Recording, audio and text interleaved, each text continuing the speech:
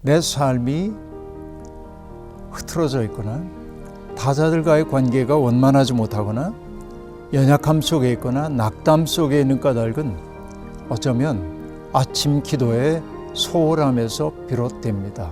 정말로 우리가 하나님의 마음에 조율되고 나면 우리는 확신할 수 있어요. 내게 필요한 것을 하나님이 주신다.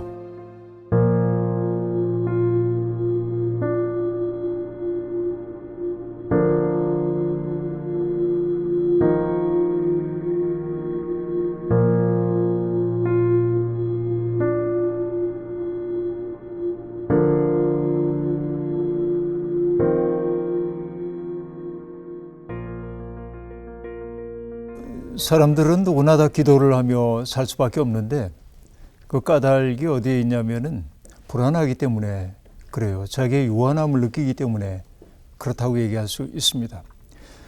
성경에서 보면은 아담과 하와가 죄를 짓고 에덴 동산 밖으로 쫓겨나잖아요. 그래서 에덴의 동쪽으로 이주하여 살았다고 얘기하고 있는데 에덴의 동쪽 땅의 이름을 놋, 영어로는 NOD라고 얘기하는데 그 놋의 의미는 요리하다, 방황하다 그런 뜻이거든요. 그러니까 땅의 이름이기도 하지만은 하나님으로부터 멀어진 인간의 어떤 그 인간의 기본적 조건, 바로 그것이 놋이에요.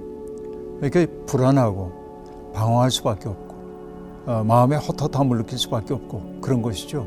그래서 인간은 누구나 다 불안과 공허함을 내면 속에 간직하고 삽니다. 불안하다고 하는 것은 내 마음속에 안식이 없다고 하는 얘기이고, 안식이 없다고 하는 것은 일종의 결핍이기 때문에 뭔가에 의해 결핍이 채워지기를 바라죠.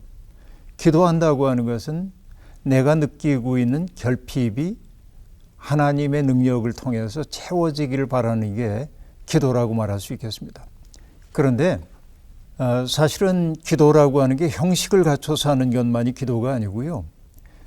사람들은 누구나 다 기도를 합니다. 예를 들면 갓난아기가 막 울어요. 이것도 기도예요. 언어를 갖추지 않지만 뭐냐면 내가 배가 고픕니다. 이런 신호를 보내고 있는 것이거든요. 자기를 도와줄 누군가에게. 또 자연재해를 만나서 내가 살고 있던 집이 다 물에 휩쓸려 가고 비바람이 쳐가지고 과수농가인데 과일들이 다 바닥에 떨어진 걸 볼 때 그 농부들은 망연하게 하늘을 올려다보잖아요. 하늘을 바라보는 그 텅 빈 시선도 기도예요. 그런가 하면은 기가 막힌 어려움 속에 처했기 때문에 예배당에 꿇어 엎드려 가지고서는 천부여 의지 없어서 손들고 옵니다라고 드리는 그 기도도 기도인 거죠. 그러니까 모든 인간은 기도를 할 수밖에 없다. 인간이기 때문에. 그럼 기독교적 기도라고 하는 게 없냐? 아니죠. 그건 분명히 이제 기독교인들이 기도도 있다고 얘기할 수밖에 없습니다. 흔히 기도를 얘기할 때 우리가 기독교인들의 호흡과 같다고 얘기합니다. 들숨과 날숨이라는 거죠. 다시 얘기하면은 숨을 쉬지 않으면 우리가 한순간도 살 수 없는 것처럼 기도하지 않고는 우리가 거룩한 삶을 살 수가 없다고 하는 그런 말이 기도가 호흡이라고 하는 말 속에 담겨 있는 뜻일 겁니다. 그런데 기도의 핵심은 현실이라고 하는 어떻게 보면 척박하기 이를 데 없는 상황 속에 살면서 내 영혼의 중심이신 분을 찾아가기 위해 하는 게 기도예요. 아까 얘기한 대로 인간은 본질적으로 공허하고 불안하고 내 삶을 기약할 수 없는 그래서 안식 없음의 상태인데 그러니까 현실의 가장자리로 떠밀리고 있는 내 마음을 영원한 평화가 있는 곳에 붙들어 매기 위한 일체의 행위가 기도라고 그렇게 얘기할 수 있겠습니다. 그런데 대부분의 사람들, 아니 이렇게 얘기하면 실례일 것 같고요. 많은 사람들이 기도를 할 때는 언제냐면 인생의 어려움을 겪을 때, 사업이 어려워졌어요. 그러면 새벽 기도회를 시작합니다. 병 걸렸어요. 그러면 철야 기도를 시작합니다. 이 얘기는 뭐냐면 기도라고 하는 게 문제 해결을 위한 방편처럼 많은 사람들이 받아들이고 있다는 거죠. 그가 생각하고 있는 하나님은 어떤 존재입니까? 하나님은 내가 호출하기만 하면은 언제나 달려와 가지고 내 문제를 해결해 주는 존재처럼 여기고 있는지도 모릅니다. 저는 농담처럼 얘기해요. 하나님은 비서가 아니다. 하나님은 해결사가 아니다. 그러나 많은 사람들이 기도를 할 때 언제나 하나님이 내가 바라는 것에 응답해서 내 문제를 해결해 주셔야 한다고 생각하는 경우가 있습니다. 그러다 보니까 나의 문제가 해결되면 하나님이 응답해 주셨다고 기뻐하죠. 그러나 내가 바라는 대로 이루어지지 않았을 때는 하나님이 왜 나의 절박한 기도를 들어주지 않으셨는가 원망하기도 하죠. 믿음에서 멀어지기도 하는 경우가 있습니다. 그러나 저는 이런 이야기를 들을 때마다 늘 떠오르는 게 하나 있는데요. 일제시대에 성서조선이라고 하는 잡지를 쓰셨던 김교신 선생님 이야기가 떠오릅니다. 정확한 횟수는 기억이 안 나지만 1943년이 아닌가 싶은데 섣달 금음날 그는 자기의 1년을 돌아봐요. 살아온 날을. 그리고 하나님 앞에 감사의 기도를 올립니다. 하나님 지난 1년 동안 나를 보살펴 주셔서 감사합니다. 그리고 이 부족한 것이 당신 앞에 바친 기도에 응답해 주셔서 감사합니다. 근데 그 뒤에 이런 말이 나옵니다. 그러나 더욱더 감사하옵기는 제 기도를 기각해 주신 것입니다. 그렇게 말합니다. 내가 절박함 가운데 바쳤던 기도를 하나님이 거절해 주신 것이 더 고맙대요. 이게 무슨 얘기지? 모두가 다 이상하게 생각할 수도 있습니다. 그러나 생각해 보면 알 수 있습니다. 만약에 내가 바라는 것이 다 이루어지면 세상이 아름다워질까요? 우리들 각자 여기에 있는 모든 사람들이 저마다의 욕망을 실현하기 위해 하나님께 기도를 바쳤을 때 그 기도가 다 응답되는 세상은 좋은 세상일까요? 안 그럴 것 같아요. 그렇기 때문에 김교순 선생은 때때로 하나님이 내 기도를 기각해 주신 것이 감사하다고. 그 때문에 겸허함을 배웠고 그 때문에 다른 이들과 함께 사는 삶을 배울 수 있다고 한다면 기각된 기도가 오히려 복일 수도 있다는 얘기를 아마 그 말 속에 담아서 설명하는 것 아닌가 하는 생각이 들기도 합니다. 기도한다고 하는 게 뭘까? 흐트러지기 쉬운 나의 마음, 그 마음을 하나님의 마음이라고 하는 중심에 연결하기 위해서 드리는 게 기도다. 하나님의 마음과 내 마음을 연결하는 거죠. 사실 연결한다고 얘기했지만은 저는 조율한다는 말을 더 좋아합니다. 기타 같은 거를 칠 때 보면 줄이 너무 느슨해도 제 소리를 내지 못하고 줄이 너무 팽팽해도 제 소리를 못 내잖아요. 그러면 어떻게 해야 합니까? 기준음을 잘 잡고 거기에 맞춰 조율을 해야 하잖아요. 기도한다고 하는 것은 뭐냐? 일상을 살면서 나라고 하는 악기가 너무 긴장해서 팽팽해졌든지 느슨해졌든지 제 소리를 내지 못해요. 달리 얘기하면 하나님의 선율을 연주할 수 없는 악기가 되어버리고 말았어요. 그렇기 때문에 우리는 시시때때로 하나님의 마음이 무엇인지를 여쭙고 그 마음에 따라 나의 마음과 지향을 조율할 필요가 있는 것이죠. 제가 좋아하는 음악하는 분들이 있는데요. 기타 치며 노래하는 분들인데요. 이 밝은 조명 아래에서 기타를 치며 한 곡을 노래하고 나면 그러면 거의 틀림없이 기타를 새롭게 조율하고 나는 걸 봤습니다. 기도도 그런 것이어야 한다. 하나님의 마음을 기준으로 삼고 내 마음을 조율하는 것이어야 한다 하는 생각이 늘 들어요. 그런데 결국 그렇게 조율되었을 때 우리에게 오는 행복감이 있습니다. 그건 뭐냐? 내 마음으로 살았을 때는 이 좁은 눈으로만 세상을 바라보기 시작했습니다. 그런데 하나님의 마음과 내 마음을 연결하게 되자 나의 현실을 떨어져서 바라볼 수 있게 되었고 나의 이웃들을 비로소 하나님의 눈으로 바라볼 수 있게 되기 시작하는 거죠. 그러면 달라져요. 우리가 시편을 통해서도 여지없이 보고 있는 게 뭐냐면, 단식기를 보면 내 삶이 왜 이렇게 힘들어요? 정말 많은 사람들이 나를 괴롭힙니다.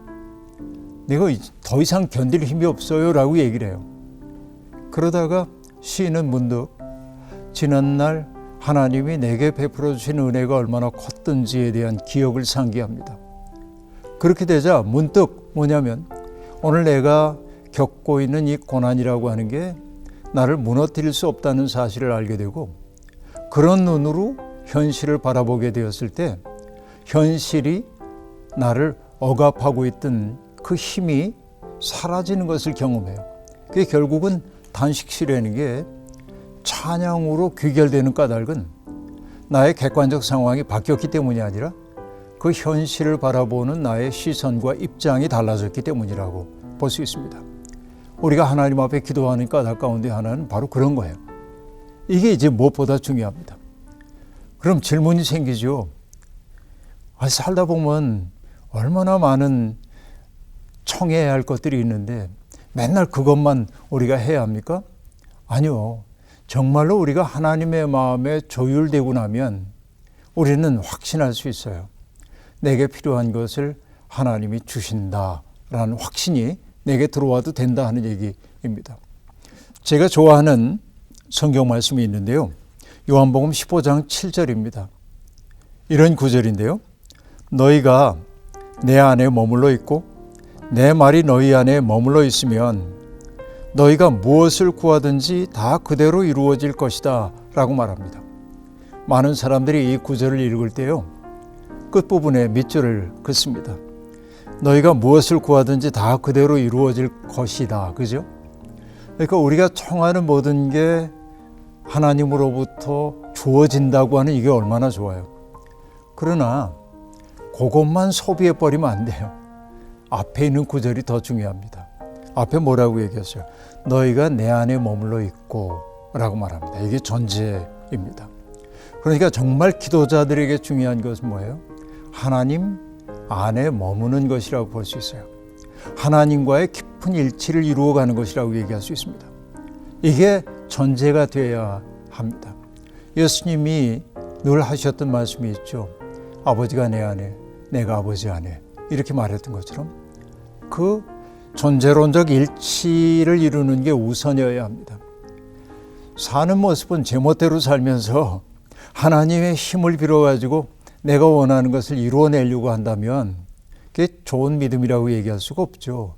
그러니까 우선 핵심이 되어야 하는 것은 뭐냐면, 너희가 내 안에 머물러 있고 라고 하는 말이고, 그 다음에 나온 말, 너희가 내 말이 너희 안에 머물러 있으면, 그렇죠? 주님의 말씀이 우리 속에 머물러 있어야 한다고 말하고 있습니다. 말은 그 존재지요. 말은 존재를 얘기해요. 그러니까 내 말이 너희 속에 머물러 있다고 하는 것은 바로 예수 그리스도의 마음이 내 속에 머물러 있을 때, 세상에 고통받는 사람들을 바라볼 때마다 안타까워하고 귀신 들린 사람을 보면 귀신 내쫓아 온전케 만들고 싶어하는, 그리고 소외된 사람들을 보면 어찌하든지 그의 생을 긍정해 주고 싶은 그리스도의 그 마음이 내 속에 자리 잡고 있다고 한다면, 그 다음에 우리가 청하는 것은 하나님이 들어주실 거다라고 얘기합니다.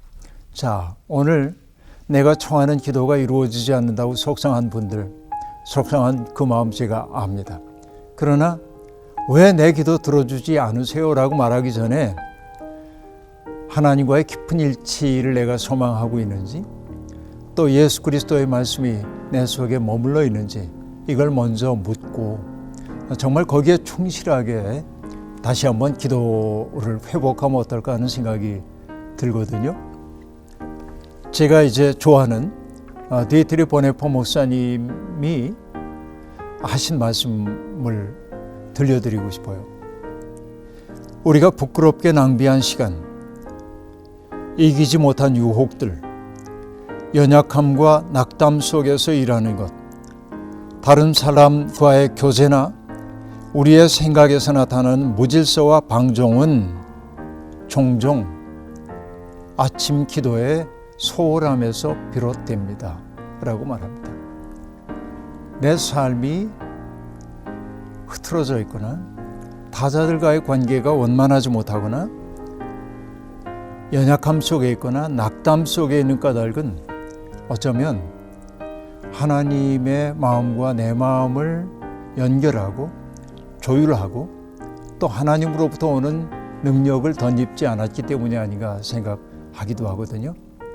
오늘 기각된 기도 때문에 속상한 분들은 속상해하기보다는 먼저 하나님 안에 머물려고 하는 노력부터 시작하면 하나님의 은혜를 베푸시리라고 생각합니다.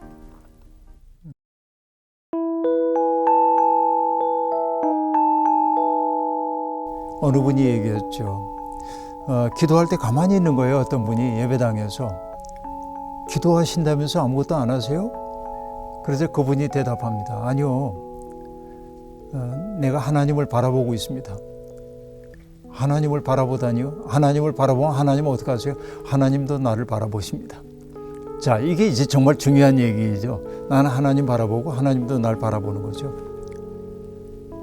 그리고는 그 마음의 일치가 일어났을 때 우리들이 비로소 내가 원하는 게 제 마음이 이렇습니다.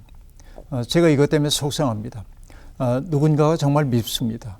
혹은 해결되지 않은 이 문제 때문에 내 마음이 지금 찢어질 듯합니다 하고 얘기를 해야죠. 그리고 하나님 이 문제가 이렇게 해결되기를 바랍니다 라고 기도할 수 있죠. 그리고 그 다음에 중요한 것은 이루어 주실 줄로 믿습니다. 아멘 그러고 빨리 가는 게 아니라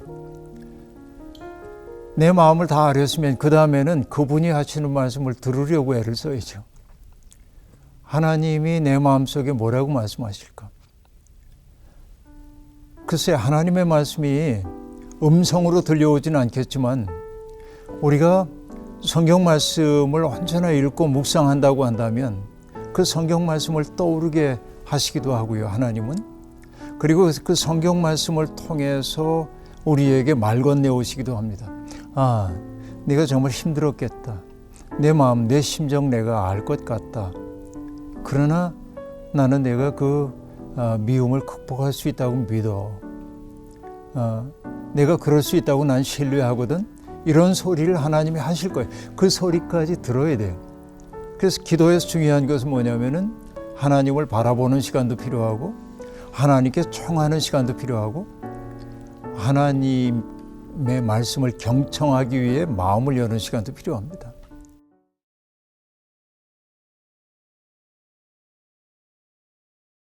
아침에 일어나면 우리가 세수하잖아요. 세수하고 맑게 씻긴 마음으로 마치 이제 샤워하는 것처럼 영혼의 샤워를 하는 거죠. 이제 머리를 두고도 생각하는데 하나님 오늘 제가 생각하는 것이 하나님의 생각과 일치되게 해주십시오. 몸 전체를 가지고 하는 거예요. 그 눈을 두고도 얘기하죠. 하나님 오늘 내가 누군가를 바라볼 때 예수 그리스도가 사람들을 바라볼 때 그 눈빛으로 바라보게 해주시고 오늘 나와 눈을 마주치는 사람들이 나로 말미암아 순수함을 꿈꿀 수 있도록 해주십시오라든지 남에게서 허물을 찾는 눈, 미운 눈 되지 않게 해달라든지 이런 기도할 수 있죠. 귀를 두고도 기도할 수 있잖아요. 하나님 오늘 달콤한 말만 듣지 말게 하시고 세미한 가운데 들려주신 주님의 음성 늘 듣게 도와주시고 오늘 나와 만나는 사람들이 언어로 표현하지는 않지만 그의 존재가 발화하고 있는 말을 알아들을 수 있도록 내 귀를 열어주세요라든지 또 코를 두고도 기도할 수 있죠.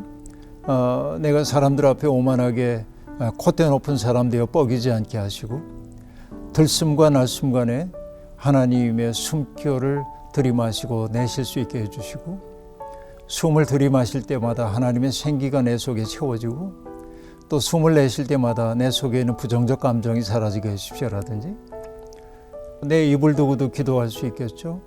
오늘 내가 먹는 음식이 육체를 위한 활력이 되기도 해야 되지만은 누군가를 사랑할 수 있는 사랑으로 바뀌게 해주시고 무엇보다 하나님의 일을 감당할 수 있는 능력 되게 해달라든지 오늘 내가 하는 말들이 누군가를 해하는 말이 아니라 일으켜 세우는 말이 되게 해주시고 격려하는 말이 되게 해달라든지, 내 손으로 누군가와 악수를 나눌 때 나의 손을 통해서 주님께서 그를 붙잡아 주시고, 그렇죠?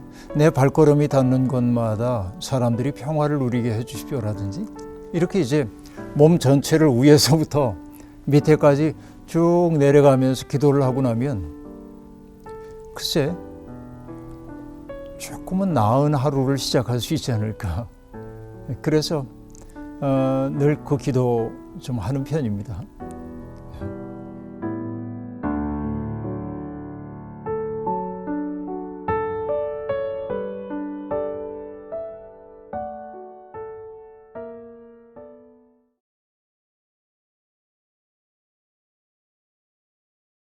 믿음으로 기도하면 무슨 병이든지 다 낫는다?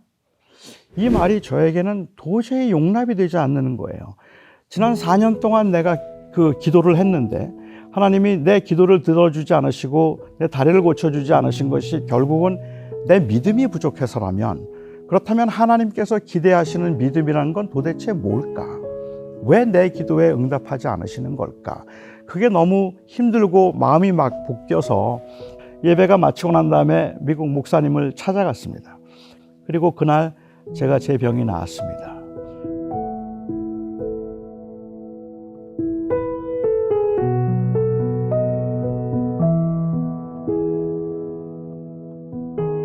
네, 사실 많은 분들이 기도가 참 어렵다고 생각을 해요.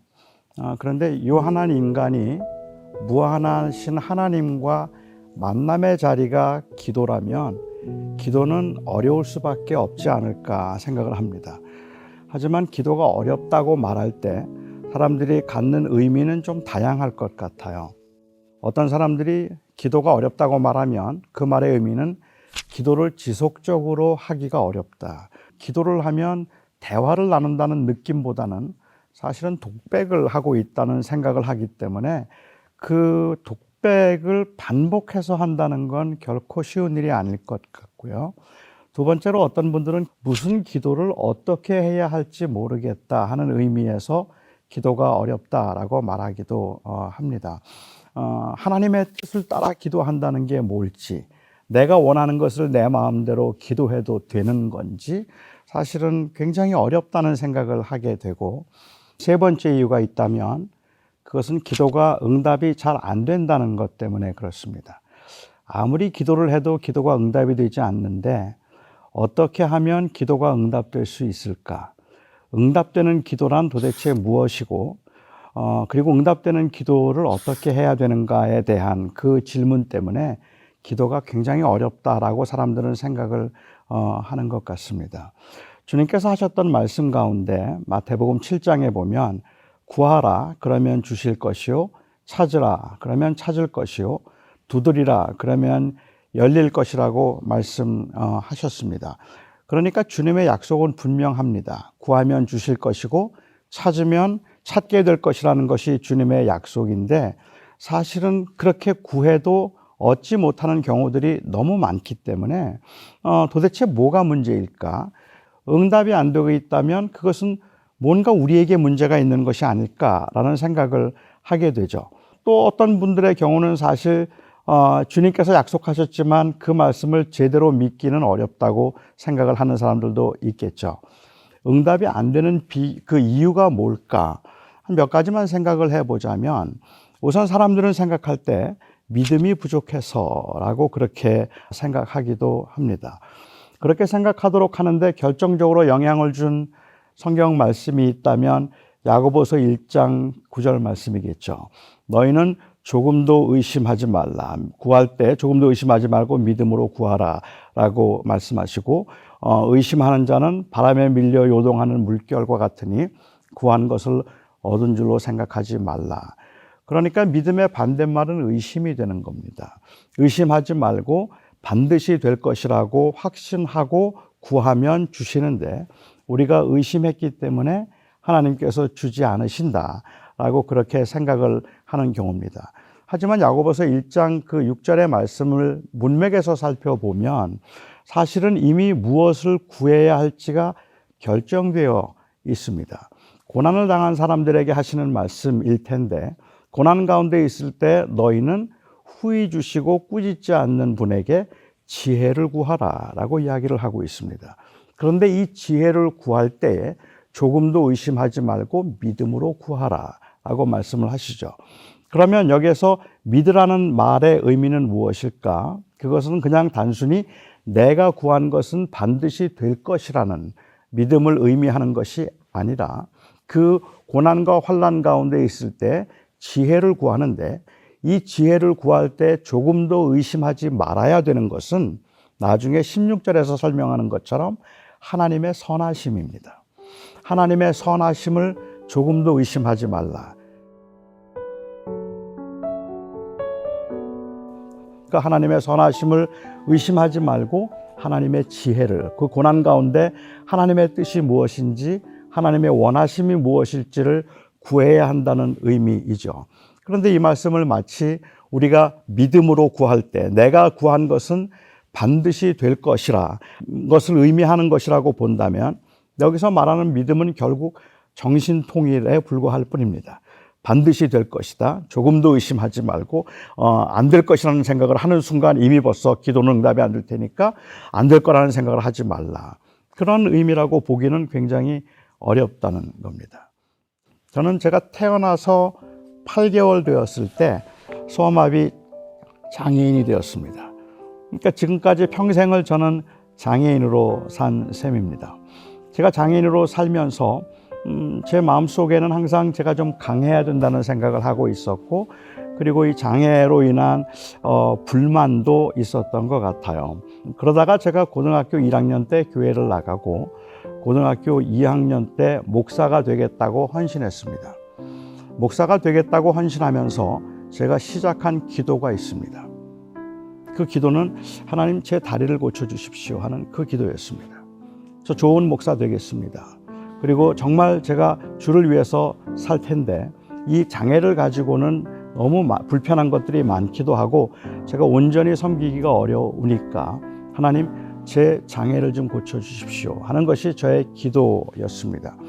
이거는 정욕으로 구한 것도 아니었을 것이고 좋은 목사가 되겠다는 마음으로 하나님 앞에 기도를 했는데 4년 동안 기도했습니다. 하루도 빼놓은 날이, 저는 제 기억에는 빼놓은 날이 없어요. 그렇게 4년 동안 기도하던 끝에 제가 미국에 이제 이민을 가게 되어서 대학교 2학년 때 한 미국 교회 앞을 지나가다가 그 교회에서 저녁에 신유 집회를 한다는 그 표를 보게 되었어요. 그 광고를 보고는 기도회에 참석을 했습니다. 그 신유 집회였지만 한 30명쯤 되는 주로 할머니들이 계셨고, 그리고 5명의 미국 목사님들이 한 사람씩 한 사람씩 앞으로 나오도록 해서 손을 얹고 기도를 해 주었습니다.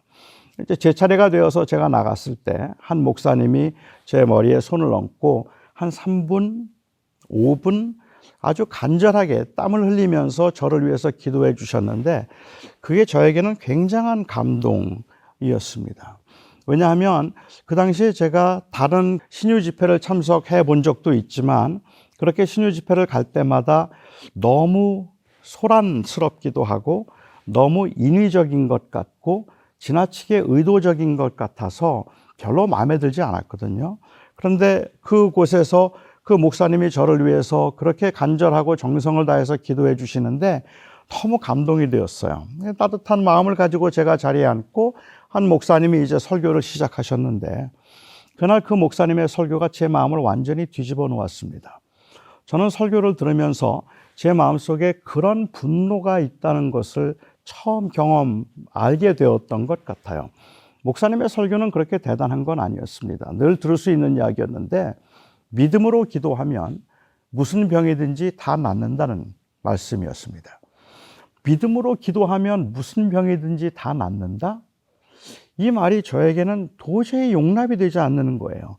지난 4년 동안 내가 그 기도를 했는데 하나님이 내 기도를 들어주지 않으시고 내 다리를 고쳐주지 않으신 것이 결국은 내 믿음이 부족해서라면, 그렇다면 하나님께서 기대하시는 믿음이라는 건 도대체 뭘까?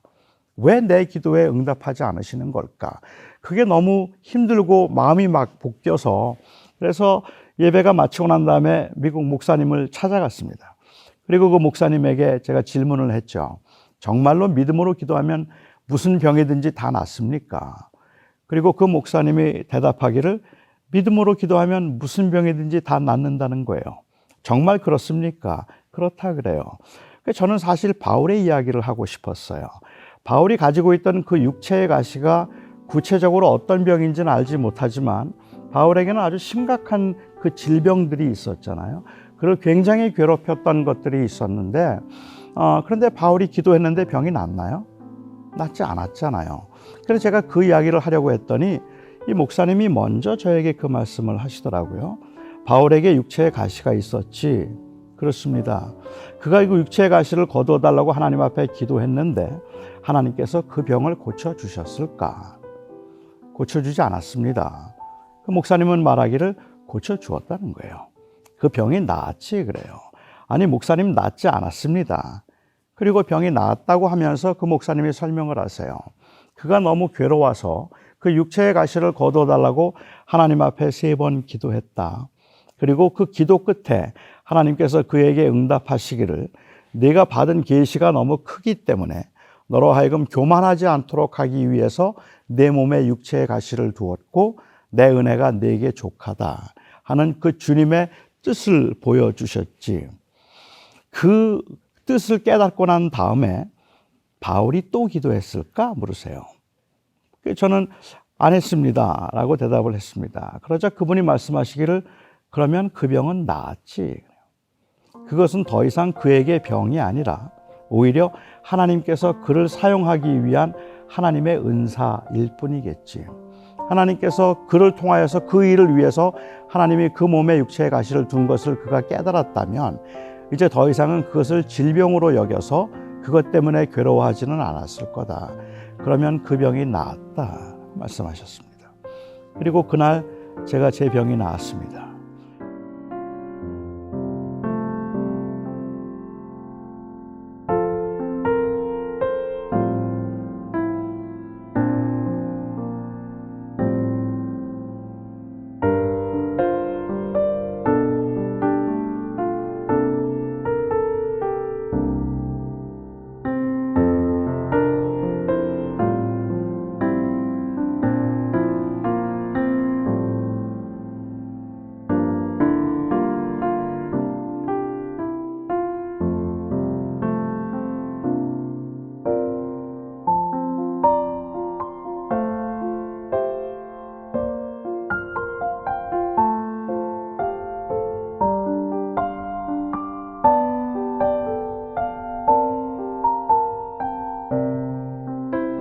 결국은 믿음으로 구한다고 말할 때 내가 원하고 구하는 것은 다 들어주셔서 응답될 것이라는 의미에서가 아니라 하나님의 선하심이 온전히 드러나게 될 때 그 하나님의 선하심을 믿는 것, 그것이 바로 믿음일 것이라고 저는 생각을 합니다. 그러니까 우리가 기도하면서 의심했기 때문에 기도가 응답이 안 된다는 말은 저는 맞는 말이 아니라고 생각합니다. 우리는 기도하면서 끊임없이 의심해야 합니다. 이게 하나님이 기뻐하실까를 물어야 되고 또 이렇게 기도해도 되는가를 물어야 되고 도대체 이 고난이 이유가 뭘까를 우리는 지속적으로 물어야지 그냥 된다라고 생각하고 아무 의심도 하지 않으려고 정신만 통일하면 모든 기도가 다 해결되고 응답이 된다고 생각하는 것은 저는 오해일 거라고 생각합니다. 두 번째, 사람들이 생각하고 있는 기도가 응답되지 않는 이유 중에 하나는 정성이 부족해서다라고 이야기를 하는 분들이 계십니다. 많이 기도해야 되는데 기도를 많이 하지 않아서, 즉 기도가 아직 좀 부족해서 하나님이 응답하지 않고 계신 것이다 라고 그렇게 이해하는 경우도 있을 겁니다.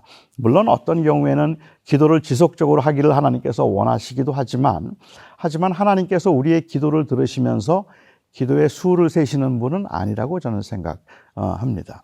사람들이 이렇게 생각하는데 아마도 영향을 준 말씀이 있다면 제가 생각하기에는 누가복음 19장에 나오는 비유가 아닐까 하는 생각을 합니다. 거기에 예수님께서 불의한 재판관과 그리고 불쌍한 과부에 관한 비유를 말씀하셨습니다. 그 도시의 한 여인이 너무 힘들고 너무 답답해서 재판관을 찾아가서 자기의 원한을 좀 풀어달라고, 억울한 사정을 좀 들어달라고 그 간청을 했습니다. 그런데 이 재판관이 듣지 않았습니다. 또 찾아갔습니다. 듣지 않았습니다. 또 찾아갔습니다. 그런데도 듣지 않았습니다. 몇 번을 찾아가는지는 모르지만 자꾸 찾아가니까 이 재판관이 혼자 생각하기를, 나는 하나님을 두려워하지 않고 사람을 무시하지만 이 여인의 그 원한을 들어주지 않으면 자꾸 와서 나를 귀찮게 할 것이니 내가 들어주리라 라고 그렇게 말을 했습니다. 그 비유 때문에 사람들은 하나님 앞에 계속해서 강청하면 하나님은 우리의 기도를 들어주실 것이라고 그렇게 생각을 하기도 하는 것 같아요. 하지만 저는 이 비유를 사실은 좀 오해하고 있지 않을까 하는 생각이 듭니다. 주님께서는 지금 이 비유를 통해서 불의한 재판관과 하나님을 서로 비교하고 있는 게 아니라 사실은 대조하고 있는 거라고 생각합니다. 그러니까 이 불의한 재판관처럼 하나님도 이렇게 말하는 것이 아니라 이 불의한 재판관과는 달리 하나님은 하고 말하는 것이 이 비유의 핵심일 거라고 보는 거죠. 오히려 주님께서는 이 비유를 통해서 그 전 18장에서 대환란에 관한 이야기를 하시면서 주님께서 하시는 말씀은 불의한 재판관이 귀찮아서 이렇게 들어줬던 것과는 달리 우리 하나님은 우리의 신음소리도 듣는 분이다. 우리가 기도하는 한마디의 기도도 절대로 떨어지지 않는다. 그것을 주님께서 가르쳐 주시기 위해서 이 비유를 말씀하셨던 거죠. 그러니까 많이 기도하고 정성을 다하면 하나님께서 우리의 기도를 들어주신다는 이야기를 하고 있는 것이 아니라 오히려 우리가 하는 모든 기도를 하나님께서 기억하시고 들어주시고 심지어 하나님은 우리의 신음소리조차도 하나님은 놓치지 않는 분이십니다. 그러니까 우리가 아무리 오랫동안 기도를 했는데 기도가 잘 응답이 안 되는 것 같다고 해서 하나님이 우리의 기도를 안 듣고 계시다고 생각하지 말아라. 하나님은 우리의 기도를 다 듣고 계시다. 그것이 이 비유가 우리에게 주고 있는 교훈이라고 저는 생각합니다. 이 40일 기도를 한다면 저는 그건 굉장히 중요하다고 생각해요. 그리고 반복적인 기도도 의미가 있는데 반복적인 기도의 의미가 만일 많이 기도하여야 들으실 줄 알아서 정성을 쌓는 것이라면 저는 그럴 이유가 없겠다는 생각을 하는 거죠. 오히려 그 반복적인 기도는 우리의 간절함의 표현일 뿐입니다. 너무 간절해서 너무 절실해서 우리는 한 기도를 또 하고 한 기도를 또 합니다. 하지만 그것은 지금 기도의 숫자를 채우고 있는 것이 아니라 사실은 우리의 마음을 표현하고 있는 것이다 라고 볼 수 있을 것 같아요. 그다음에 세 번째로 사람들이 기도가 응답되지 않는 이유로는 이게 기도를 정욕으로 쓰려고 잘못 구했기 때문이다라고 이해를 합니다. 야고보서 4장에 있는 말씀 때문에 그럴 텐데 도대체 정욕으로 구하는 게 뭘까요? 혹자들은 생각하기를 우리가 일상에서 필요한 것들을 구하는 게 정욕이라고 생각해요. 그러니까 교회적인 것, 종교적인 것, 이와 같은 것들을 위해서 기도하는 것은 괜찮지만 내 일상을 위해서나 아니면 가족들의 건강을 위해서 기도하는 것이 정욕적인 기도라고 생각을 하는 거죠. 그러니까는 그 정욕적인 기도가 좀 정욕적인 기도가 아닌 것처럼 조금 희석시키기 위해서 우리는 자꾸 그 기도에다가 헌신을 더 붙여서 하나님 앞에 정욕적으로 안 보이도록 하려고 한단 말입니다. 우리 아들이 좋은 대학을 갈 수 있게 해 주십시오. 이번에 좋은 대학을 가게 해 주시면 제가 건축 헌금하겠습니다. 이와 같은 것들을 통해서 이걸 구하고 있는 것이 그냥 욕심으로만 구하는 게 아닙니다라는 것을 보여주려고 하는 의도인 것 같은데 야고보서 3장과 4장에 있는 말씀을 보면 여기에 정욕으로 구한다는 말은 일상의 필요를 위해서 구한다는 말이 아니었던 것 같아요. 그 당시 교회가 분쟁이 있었습니다. 그 야고보서를 받아보는 교회에 부자와 가난한 자 사이에 분쟁이 있었고, 그리고 여러 다양한 이 차별이 있어서 교회가 좀 어려웠던 때입니다. 그런데 교회가 그렇게 어려운데, 특별히 지도자들 때문에 교회가 어려웠던 때에 야고보 사도는 그들에게 권하기를 너희가 얻지 못함은 구하지 아니하며 구하여도 얻지 못함은 정욕으로 쓰려고 잘못 구했기 때문이다 라고 이야기를 하고 있습니다. 다시 말하면 교회가 어려울 때 기도해야지. 당연히 기도해야지. 그런데 기도했는데도 왜 문제가 해결이 안 될까? 그건 정욕적으로 구하니까 그렇다. 그리고 바울은 야고보는 정욕으로 구한다는 게 무엇인가를 3장에서 설명하잖아요. 분쟁, 자기의, 자기를 드러내기 위해서 하는 기도. 그러니까는 우리의 기도가 항상 하나님 저 사람 회개하게 해주세요라는 기도이고, 하나님 저 사람 변하게 해주세요라는 기도이고, 내 남편이 좀 달라지게 해주세요. 우리 교회 목사님이 좀 변하게 해주세요. 우리 교회 지도자들이 변하게 해주세요라고 기도를 하면서 내가 하나님 앞에 어떻게 변해야 할까에 관해서는 아무 생각도 하지 않으면서 다른 사람들이 변하기만을 위해서 구하는 것을 정욕적 기도라고 부르고 있다는 말입니다. 그러니까는 기도가 응답되지 않는 맞는 이유로 믿음을 이야기하고 정성을 이야기하고 또 정욕으로 구하지 않는 것을 말하고 있는데, 제가 아마 좀 말씀드리고 싶은 것이 있다면, 우리가 다 이렇게 생각하는 이유도 어쩌면 우리가 기도하면서 기도한 대로 되지 않았기 때문에 그것을 응답되지 않은 기도라고 생각하고 있는 데서부터 비롯된 문제가 아닐까라는 생각을 하는 거죠. 하나님이 우리의 기도에 어떻게 응답하지 않으실 수 있을까? 하나님께서 어떻게 우리의 기도를 듣지 않으실 수 있을까? 다시 한번 마태복음 7장으로 가보면 예수님께서 구하라 주실 것이요, 찾으라 얻을 것이요, 두드리라 그러면 열릴 것이라 말씀을 하시고 난 다음에 비유를 말씀하셨습니다. 자식이 떡을 달라 하면 돌을 줄 아비가 없고, 자식이 생선을 달라고 하는데 뱀을 줄 아비가 있겠느냐? 하물며 하늘에 계신 너희 아버지께서 너희에게 좋은 것을 주시지 않겠느냐라고 말씀하십니다. 자식이 몰라서 그게 좋은 줄 알고 돌을 달라고 하면, 좋은 아버지라면 돌을 줄까요? 떡을 줄까요? 돌을 줄 아비가 있을까요? 달란다고? 있습니다. 제가 그랬어요. 사실 이제 목회를 하면서, 교회를 개척하고 목회를 하면서 너무 바쁘기도 하고 또 이제 할 일들이 너무 많으니까, 우리 큰딸은 제가 학교에 있을 때 낳았는데, 저희 딸의 경우는 제가 목욕도 시키고 성경도 읽어주고 자기 전에 기도도 해주고 책도 읽어주고 했던 기억이 있습니다. 그런데 두 번째 우리 아들은 제가 개척하고 2년 되었을 때 낳았는데 너무 정신이 없어서 지금까지도 저는 그 아이에게 책을 읽어주거나 기도를 해준 기억이 없을 정도입니다. 그러니까 제 마음속에는 저희 아들에 대한 미안한 마음이 있어요. 어쩌다 한번 저희 아들과 함께 이 그로서리 쇼핑을 가면 저희 아들이 이제 저에게 말합니다. 아빠, 아이스크림 먹고 싶어요. 그러면 제가 너무 좋아서, 아이스크림? 그럼 당연히 내가 사줘야지. 뭐든지 골라. 내가 너 다 사준다 오늘.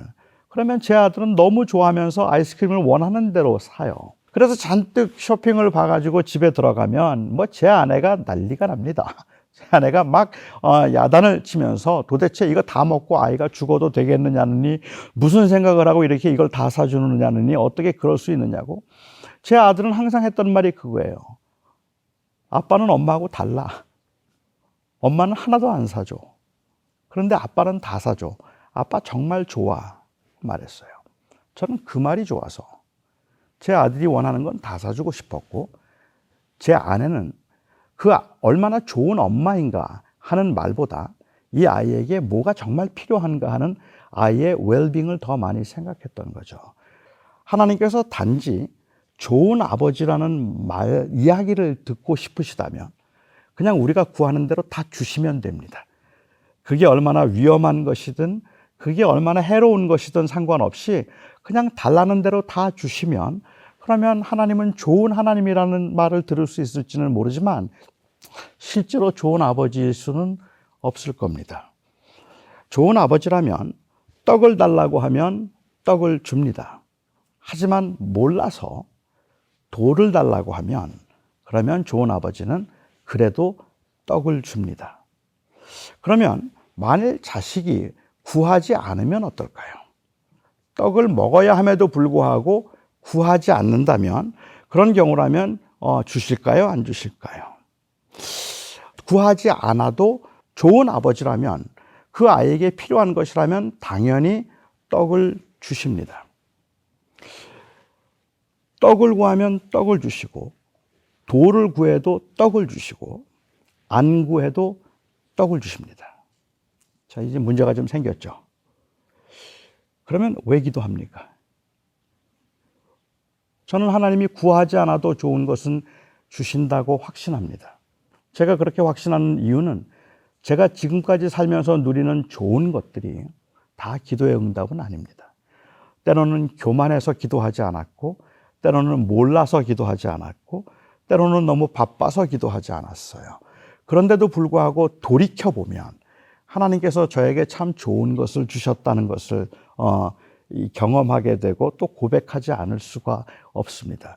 그러니까 제가 지금 누리고 있는 것들이 다 기도의 결과라고 보지 않고 하나님의 그 선하신 섭리 가운데 주신 것이라고 생각한다면 저는 구하지 않아도 하나님은 우리에게 필요한 것을 주신다라고 확신하고, 그래서 기도를 구할 때까지 끝까지 안 주셔서 우리가 고난 가운데 있도록 하시는 분은 아니시라고 저는 생각을 합니다.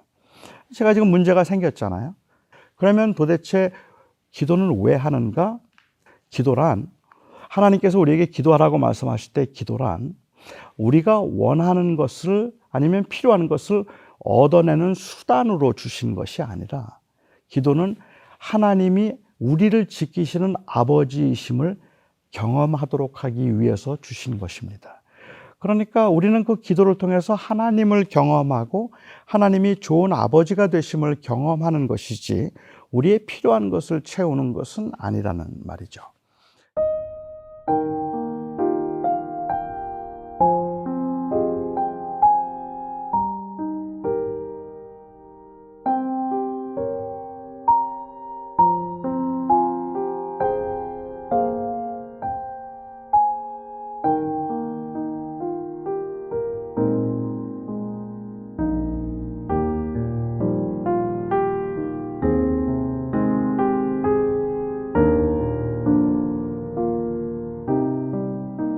제가 신학교에 있을 때 저희 신학교 교수님 중에 이제 닥터 그린웨이라는 선교사를 하셨던 교수님이 한 분 계셨습니다. 이 그린웨이께서 선교 현장에서 있었던 이야기를 말씀해 주신 적이 있어요. 멕시코에서 선교를 하셨는데 하루는 누가 와서 문을 두들기더래요. 그래서 밖에 나가 보았더니 한 10살쯤 되어 보이는 여자아이인데 아주 꾀죄죄하고 두려움에 가득 차서 겁먹은 얼굴을 하고 그 문 앞에 서 있는 겁니다. 너무 불쌍해 보여서 이 아이를 들어오라고 했습니다. 그렇게 집으로 들어오라고 하고서는 무슨 일인가 물어보았더니 이 여자아이가 아주 조심스럽게 입을 열어서 말하기를 자기 엄마는 자기가 3살 때 죽었고 아버지는 알코올 중독자인데 4개월 전에 술이 취해서 자기를 총으로 쏴서 죽이려고 해서 도망 나왔다라고 했습니다. 그 사정을 다 듣고 난 이 그린웨이 부부가 이 아이에게 밥 한 끼를 주어서 그냥 내보낼 수는 없었습니다. 그래서 그냥 그 집에 있으라고 하고 그리고 가족들이 의논을 했어요. 그린웨이에게는 이미 벌써 딸이 4이 있었는데 이 아이를 입양하기로 결정했습니다. 그래서 그 아이가 괜찮다고만 하면 그 절차를 거쳐서 이 아이를 입양하기로 결정을 하고 입양을 했습니다. 그 아이를 입양하고 난 다음에 그린웨이가 그 여자아이에게 말했다 그래요. 이제부터 너는 내 딸이다. 내가 네 아버지야. 네가 필요한 게 있다면 뭐든지 나한테 말해라. 여자아이가 고맙다고 했습니다. 그런데 시간이 지나도 이 여자아이는 한 번도 그린웨이에게 자기가 필요한 것을 말하지 않았습니다. 한 번도 자기의 원함을 말하지 않았습니다. 이 아이의 심정을 여러분은 이해하십니까? 이해가 되세요? 어쩌면 두려웠는지도 모르죠. 사랑을 한 번도 받아본 적이 없는 그 아이로서는 혹시 잘못 구했다가 어려움을 당하는 것은 아닐까라는 생각을 할 수도 있을 것 같아요. 어느 날 서재에 앉아 있는데 이 여자아이가 들어왔어요. 돌아앉으면서 왜 그래? 뭐 해줄까? 무슨 일이야? 라고 물었습니다. 그러자 그 여자아이가 아주 부끄러운 듯이 아주 조심스럽게 한마디를 했습니다. 아빠, 신발끈이 하나 필요해요. 그런데 그 말을 듣는 순간에 그린웨이는 돌아앉아서 울었다고 고백을 해요. 이게 너무 감격스러워서 뭘 구했다는 것이 문제가 아니라 얘가 드디어 나를 아버지라고 불렀다. 얘가 드디어 나한테 자기가 필요한 것을 구했다. 이거는 그 구한 것을 얻느냐 얻지 않느냐의 문제가 아니라 드디어 이 아이가 나를 아버지로 생각하고 있어서 자기의 필요한 것을 말할 수 있고 자기가 답답하고 힘든 것을 말할 수 있다면, 그렇다면 이 관계가 새로 이루어진 것이니까 이게 얼마나 귀하고 아름다운 일인가. 결국은 기도는 그거 아닐까 하는 거죠. 뭐 목회를 하면서도 어려운 분들을 찾아가면 정말 간절하게 고쳐달라고 기도를 합니다. 마음속 한 구석에 안 고쳐주셔도 뭐 그래도 하나님의 뜻입니다 라고 생각하면서 기도하는 것도 아닙니다. 저는 그냥 간절하게 살려달라고 기도를 할 수 있습니다. 그렇게 간절하게 살려달라고 기도할 수 있는 그 근거는 하나님은 내 기도를 들으시는 선하신 하나님이시라는 그 확신입니다. 그 하나님의 선하심을 믿기 때문에 저는 제가 원하는 것을 간절하게 구합니다. 무엇이든지 구할 수 있다고 생각을 하고 기도하죠.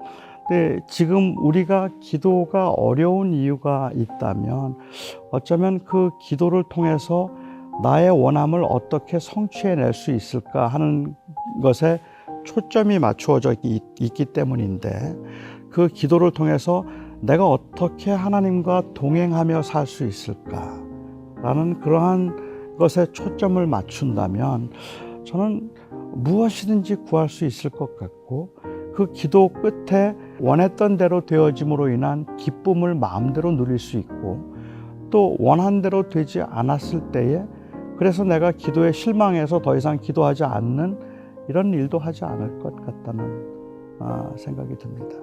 기도라는 것을 결국은 영원하시고 선하시고 자비로우신 하나님, 그리고 그리스도의 은혜로 인하여서 그의 자녀가 된 제가 어떻게 그 하나님과 교제하고 또 하나님과 동행하는 삶을 살 수 있을까 하는 데 초점을 맞추고, 그리고 또 그렇게 할 수 있도록 기도를 통한 훈련이 더 필요하지 않을까 하는 생각을 합니다.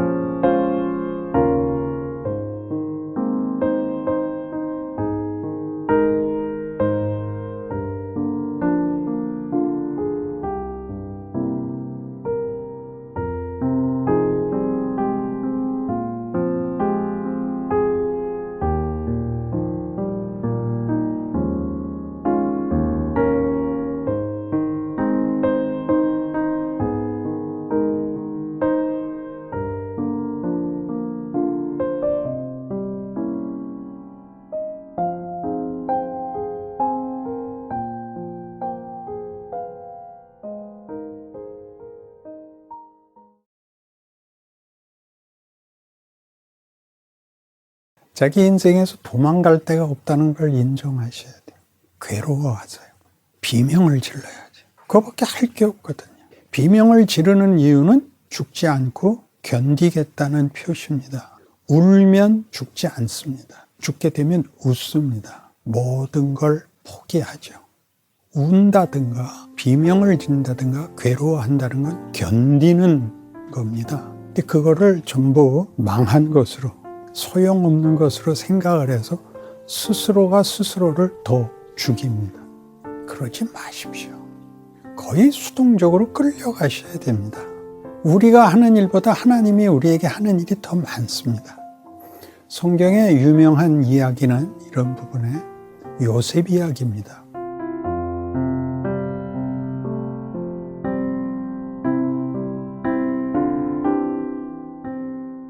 성경의 유명한 이야기는 이런 부분에 요셉 이야기입니다. 요셉은 기가 막힌 꿈을 꾸죠. 형들이 자기 앞에 무릎 꿇는 꿈을 꾸고 잘난 척했다가 팔려서 애굽에 가서 거기서도 무고를 당해서 옥에 갇히죠. 그리고 나중에 총리가 되어 온 세상을 구원합니다. 그 일로 이제 기독교에서는 거기를 쉽게 그가 가진 비전이 좋았다.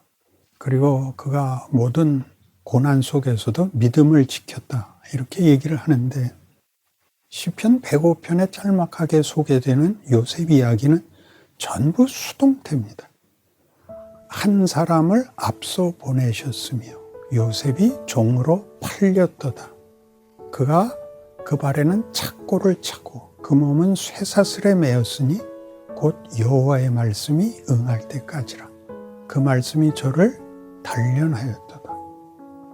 왕이 저를 방석하며 백관을 제어하며 장로들을 교훈하게 하였도다. 이게 다 수동태입니다.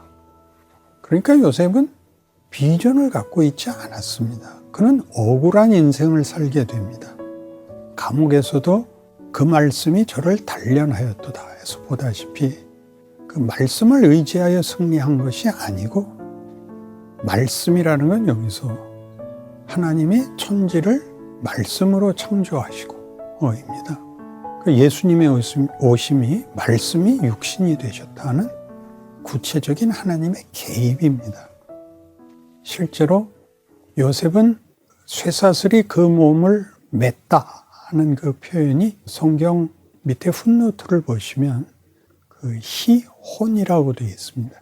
히브리 원어로 혼이라는 뜻이다. 그러니까 몸을 쇠사슬로 묶인 것이 아니라 혼이 묶였다. 직역하면 이제 그 혼을 쇠사슬이 뚫었답니다. 우리말에 아주 적합한 표현이 있는데 혼비백산하고 있죠. 그는 정신이 없습니다. 이게 뭔지를 모릅니다. 나중에 그가 풀려나서도 그가 자기 꿈과 자신의 결과를 연결하지 못합니다. 그는 거기서 애굽 여인과 결혼해서 살고 그 자식들의 이름도 그 신앙적인 이름을 붙이지 않습니다. 이제 안정을 되찾았다 정도입니다. 그런데 이제 나중에 형들이 가뭄이 들어서 양식 사러 와서 자기 앞에 엎드려 양식을 비는 걸 보자 옛 생각이 난 겁니다. 아, 내 인생이 우연의 소산이 아니구나. 우연히 이 결과가 이루어진 게 아니구나. 하나님이 그때부터 준비하셨구나. 형들이 무서워서 떨죠. 그들을 안심시키는 말이 이거였습니다. 나를 여기 보낸 것은 형들이 아니라 하나님이셨습니다.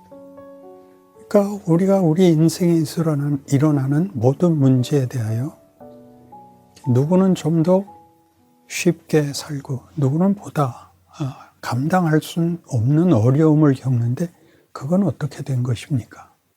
그게 예수님이 예수 믿는 사람들에게만 아는 그 모든 것보다 심한 경우를 보는 거죠.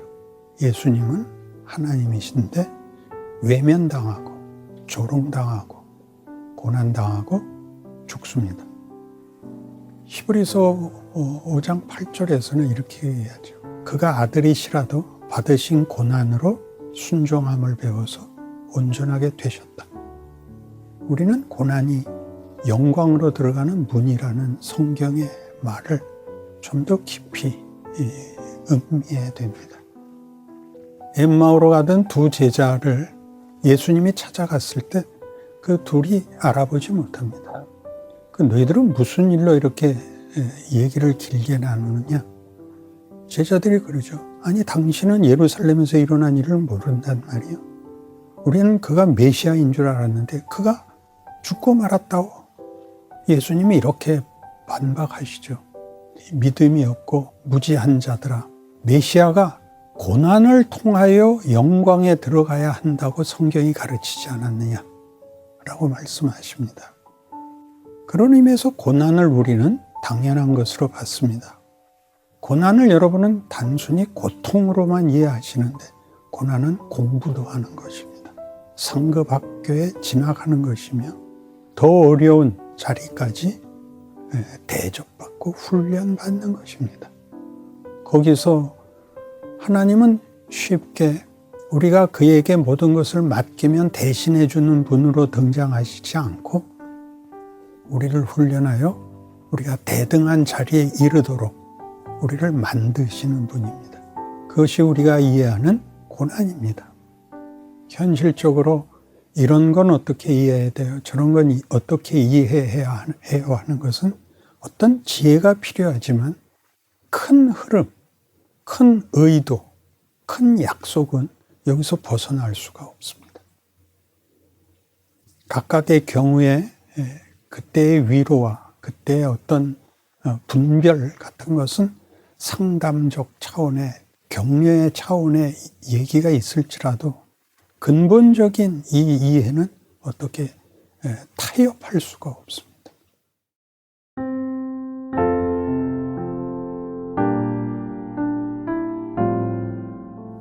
숙제하시고요, 예습하시고요, 복습하시고요, 그 개근하세요.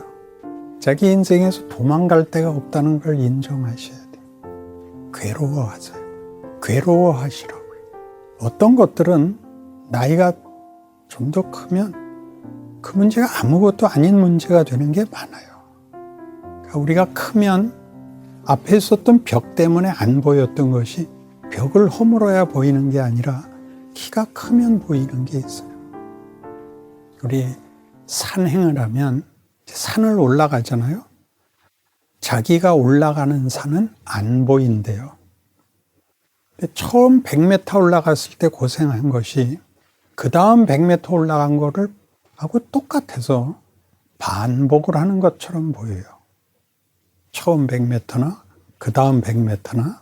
그러나 어디서 차이를 보게 되냐 하면 100m쯤 올라가서 이렇게 고갯마루에 숲 밖으로 나오는 기회에 이렇게 보면 아래 시야가 트이죠.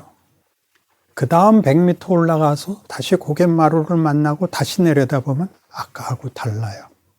없던 게 보이는 게 아니라 시야가 넓어지죠. 그렇게 큰다는 사실을 알아야 됩니다. 그런 큰 눈금들을 말하면 성경에서 많은 역사로 구약의 가치죠. 가르치고 있습니다.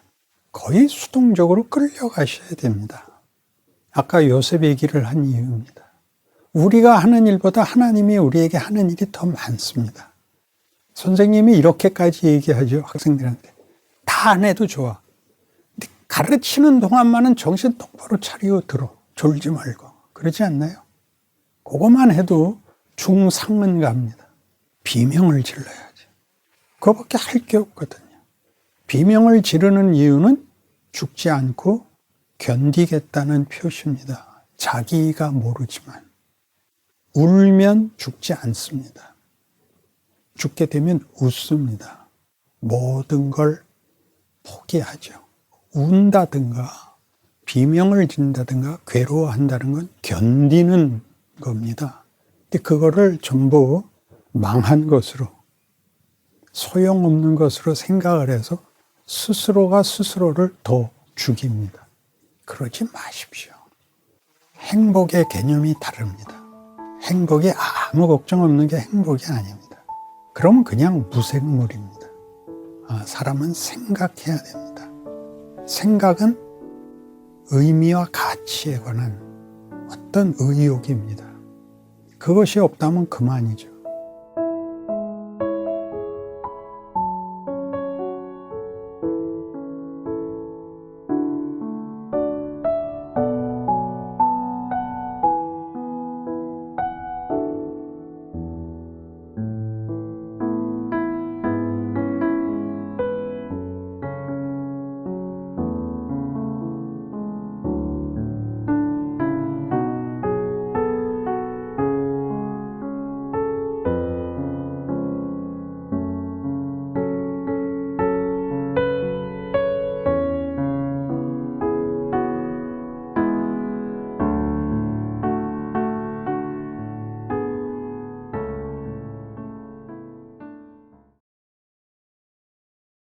어떤 사람이 나를 투자의 대상으로 생각해요.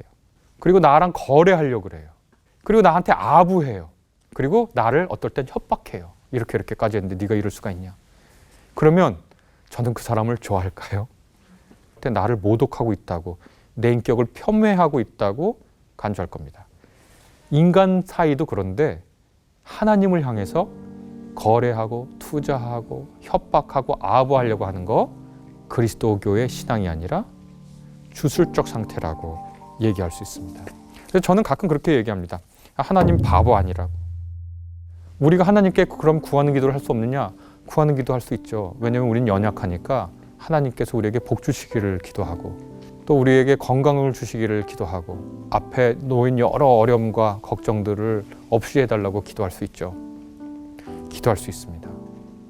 그런데 그 기도가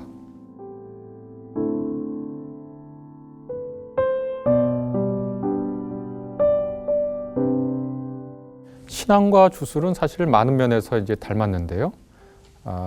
신앙과 주술 모두 동의하는 바는 뭐냐면 인간이 가진 지식과 인간이 가진 힘은 한계가 있다라고 하는 것은 주술이나 신앙이나 모두 동의하는 바입니다. 그래서 이 세상을 이해하거나 이 세상에 변화를 주거나 혹은 이 세상이 운영되는 원리는 인간의 한계 너머에 있기 때문에 우리가 그 너머에 있는 것을 알아야 하고 그것과 특정한 관계를 맺어야 된다라고 하는 것은 신앙과 주술에서 공통된 사항이라고 얘기할 수 있습니다. 그런데 신앙과 주술은 근본적인 차이가 있는데요. 성경에서는 그것들을 여러 군데에서 얘기하고 있습니다. 제가 맨 처음에 기억나는 건 니고데모 이야기인데요. 요한복음서 3장 1절부터 나오는 이야기입니다. 니고데모가 바리새인이라고 하는 당시에 존경받는 지도자, 유대인 지도자, 곧 아마 산헤드린의 지도자였을 겁니다. 오늘날 국회의원 정도라고 생각하면 되죠. 이분이 밤에 예수님께 찾아왔습니다. 그리고서 어떻게 얘기하냐면 그 말씀의 요지가 라삐님이 하시는 일, 선생님이 하시는 일 하나님께서 함께 하시지 않으면 못할 일입니다. 그 표적 대단한 겁니다. 우리가 그래서 라삐님이 하나님으로부터 온 것을 압니다. 라는 식으로 얘기를 하죠. 그때 예수께서 그 말씀을 들으시고 그 표적 말이지 라고 표적에 대해서 전혀 말씀하시지 않고 어떻게 얘기하시냐면 내가 진실로 진실로 그대에게 말합니다. 사람이 위로부터 나지 아니하면 하나님 나라를 볼 수 없습니다. 라고 대답합니다. 제가 위로부터라고 했는데 개정이나 세번역 모두 다시라고 번역을 했을 겁니다. 그 단어가 헬라어 아노센이라고 하는 단어인데 아노센은 둘 다 의미할 수 있습니다. 위로부터 혹은 다시. 여하튼 위로부터 읽든 다시로 읽든 니고데모의 그 말에 대해서 동문서답한 것은 확실하죠. 아유, 라삐님, 표적 참 대단합니다. 하나님께서 함께 하시다는 증거죠. 라고 했더니 예수께서 거듭나지 아니하면, 위로부터 나지 아니하면 하나님 볼 수 없다 얘기하니까 이게 갑자기 무슨 뜬금없는 대화인가요? 서로 맥락이 안 닿는 대화잖아요. 그런데 그 이유가 있습니다. 요한복음서 2장 13절부터 25절에 쭉 보면, 특별히 23절부터 25절을 보면 예수께서 유월절에 예루살렘에 계시는 동안에 많은 사람이 그가 행하시는 표징을 보고 그 이름을 믿었다. 그러니까 니고데모와 똑같이 표징을 보고 이분이 하나님께로 온 분이구나 라고 예수님을 신뢰했다는 거예요. 그런 때 예수께서의 응답은 뭐냐면 그러나 예수께서는 모든 사람을 알고 계심으로 그들에게 몸을 맡기지 않으셨다. 그러니까 예수께서 행하신 표징을 보고 많은 사람들은 예수님을 신뢰했는데 예수님은 표적에 근거한 신앙을 가진 사람들을 신뢰하지 않으신 거예요. 참 놀라운 얘기죠. 그런데 이 이야기는 단지 요한복음서 이곳에만 나오는 게 아닙니다. 다시 말해서 요한복음 2장이나 3장에만 나오는 것이 아니라 공관복음에도 나오는데 공관복음을 보면 예수께 일단의 사람들이 나와서 우리에게 당신이 하나님으로부터 왔다는 표적을 보여달라라고 얘기했더니 예수께서는 믿음 없는 세대가 표적을 구하지만 내가 보여줄 것은 요나의 표적밖에 없다라고 대답하시고요. 또 바울도 유대 사람들은 표적을 구하고 그리스 사람들은 지혜를 구하지만 자신은 그리스도의 십자가를 전한다고 고린도전서에서 그렇게 얘기를 합니다. 바울이나 또 예수님이나 모두 표적에 근거한 신앙을 경계하는 것을 우리가 볼 수 있습니다. 왜냐하면 표적은 그 부작용으로 신앙과 주술을 헷갈리게 만들거든요. 아까도 말씀드린 것처럼 신앙과 주술은 공통점이 있습니다. 그러나 둘 사이에는 매우 심원한 차이, 중대한 차이, 서로가 서로를 헷갈려서는 안 되는 그런 차이도 역시 존재하는데요. 예수님께서 우려했던 바, 바울도 경계했던 바, 곧 신앙과 주술을 헷갈리는 그런 일들이 오늘날 사회에서도, 오늘날 우리 교회에서도 종종 있는 것을 봅니다. 어떻게 차이가 있을까요? 신앙과 주술은 어떤 차이가 있을까? 신앙은 기본적으로 하나님을 바라보는 겁니다. 그리고 그분의 뜻을 헤아리려고 하는 것이고 그분을 즐기려고 하는 거예요. 그분과 더불어 함께 있고자 하는 것이 신앙입니다. 그럴 때 어떤 결과가 발생되는가? 좁은 나, 못난 나, 누추한 나를 발견하게 되고 거기로부터 해방되고 성숙의 길이 일어나거든요. 제가 아주 간략한 예를 들 수 있습니다. 우리가 이렇게 그냥 살다가 어느 인테리어 잘 된 집 가서 보면 우리 집이 갑자기 누추해 보이고요. 좀 볼품없어 보여서 집에 와서 인테리어를 이렇게 바꿔볼까 생각하게 됩니다. 그렇죠? 우리가 하나님께 집중하고 하나님의 아름다우심, 하나님의 진리되심, 하나님의 올바르심을 묵상하고 집중하고 그분의 뜻을 헤아리면 누추한 내가 발견되죠. 그래서 내가 하나님처럼 닮으려고 옛사람으로부터 새 사람으로 성숙하려고 합니다. 해방되려고 해요.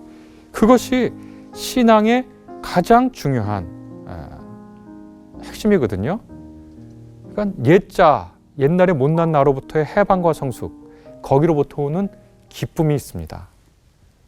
그것이 이제 해방과 성숙의 기쁨, 그것을 이제 신앙이라고 얘기하는데 주술은 뭐냐? 주술은요, 못난 나, 누추한 나를 바라보지 못하고 그 나의 이기심과 자만심을 확장하려고 신의 힘을 사용하려고 하는 거예요. 아주 근본적으로 차이가 있죠. 그러니까 신앙은 하나님을 바라보고 자신을 성숙하고 해방시키려고 하는, 그리고 거기로부터 오는 기쁨을 추구하는 것인데 주술은 하나님을 바라보는 게 아니라 늘 자기를 바라봐요. 그러니까 자기가 못났는지 몰라요. 자기가 이기심에 아주 꽁꽁 묵혀있는지 몰라요. 자기가 자만심, 자기가 얼마나 누추한지를 알지 못해요. 그래서 자기가 그냥 중요해요. 자기가 가장 괜찮아요. 그래서 나를 위해서 신의 힘을 이용하려고 하죠. 그것이 주술입니다. 아까도 말씀드렸듯이 주술은 도덕이 없습니다. 윤리가 없습니다. 오로지 이득과 손해만이 있는 거죠. 그래서 신앙은 하나님의 영광이 나타난 것을 목도하고 그분과 머물고 그분과 즐기려 합니다. 그것이 신앙이거든요. 우리가 누군가를 사랑한다고 할 때 그 사람을 즐기죠. 우리가 아들, 딸, 자식이 있으면 아들, 딸이 뭘 안 해도 그냥 옆에 있으면 좋은 거예요. 그리고 뭐 아들, 딸이 만약에 있는데 밥을 잘 먹는다. 밥을 잘 먹는 게 우리한테 무슨 유익이 있어요. 그러나 아들, 딸이 밥을 잘 먹으면 그 잘 먹는 모습, 즐기는 모습을 보고 우리가 즐기죠. 우리가 어떤 사랑하는 사람이 있으면 그 사람과 같이 커피를 마실 때 커피가 맛있어서 중요한 게 아니죠. 내 앞에 있는 그 사람을 즐기는 거예요. 이것처럼 신앙인들의 아주 중요한 목표 중에 하나가 뭐냐면 하나님을 그렇게 즐기는 거예요. 하나님도 우리를 그렇게 즐기는 거고요.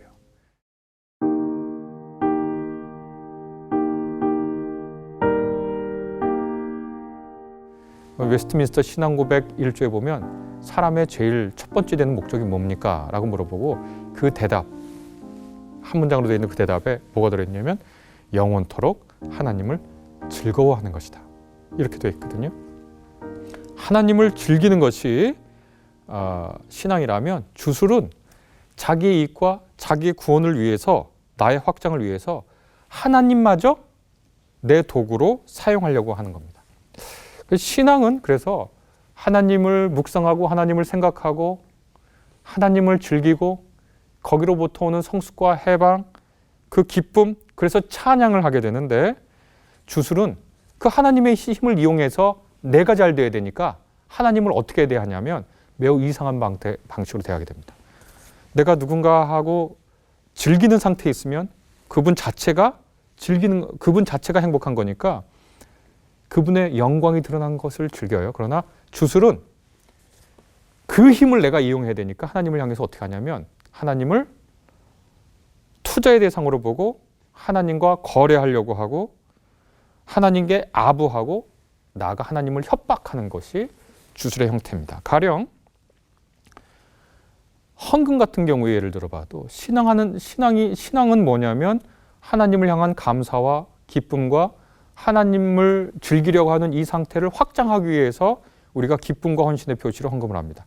그러나 주술적 형태의 헌금은 뭐냐면 하나님께 투자하는 거예요. 하나님께 11조하고 하나님께 감사 헌금하면 하나님이 몇 배로 돌려준대요. 이건 뭐냐면 투자예요. 우리가 흔히 투자를 보면 원리금 얼마 넣으면 얼마 이자를 준다고 얘기해요. 마치 헌금이 투자처럼 됐어요. 그래서 하나님하고 거래하려고 해요. 하나님, 내가 하나님에서 이거 할 테니까 하나님이 내게 이렇게 복 주세요. 이것은 거래하는 거예요. 또 어떨 때는 하나님께 아부를 하려고 하는데 하나님께 예배 형태를 통해서 아부하려고 해요.